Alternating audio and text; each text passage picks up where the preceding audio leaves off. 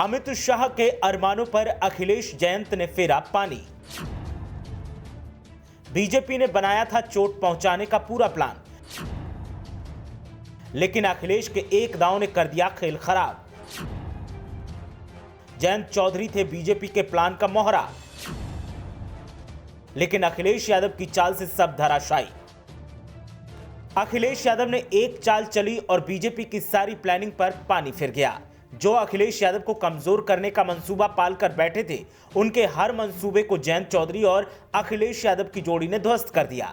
MLC चुनाव के बीच राज्यसभा का लॉलीपॉप दिखाया जा रहा था, लेकिन जिस अंदाज में अखिलेश यादव ने गठबंधन धर्म और सियासी मात का पालन किया, उसने तो दिग्गजों को ही पानी पिला दिया। दरअसल अखिलेश यादव इन दिनों जयंत चौधरी पर बेहद मेहरबान दिखाई दे रहे हैं। पहले एमएलसी चुनाव में 2 सीटें दे दी, तो अब अखिलेश यादव ने जयंत चौधरी कहीं पाला ना बदल लें, इसके लिए एक बड़ा ऐलान कर दिया।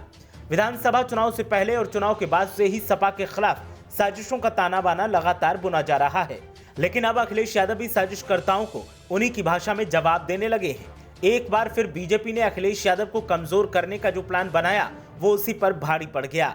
अखिलेश यादव और जयंत चौधरी ने बीजेपी के चाणक्य अमित शाह की शह और मात को फेल साबित कर दिया।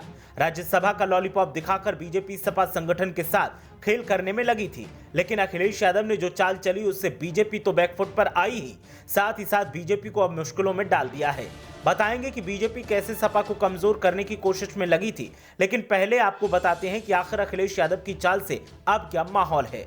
दरअसल अमित शाह गेम कर रहे थे कि जयंत चौधरी सपा का साथ छोड़कर अभी भी बीजेपी के साथ आ जाएं, और चुनाव से पहले भी ऐसी कोशिश लगातार जारी रही, लेकिन अखिलेश यादव और जयंत चौधरी एक दूसरे का साथ छोड़ने को तैयार नहीं है।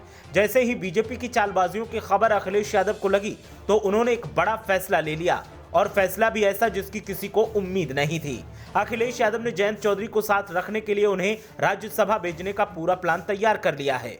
सूत्रों की माने तो अखिलेश यादव जयंत चौधरी को गठबंधन उम्मीदवार के तौर पर राज्यसभा भेजने की पूरी तैयारी कर चुके हैं।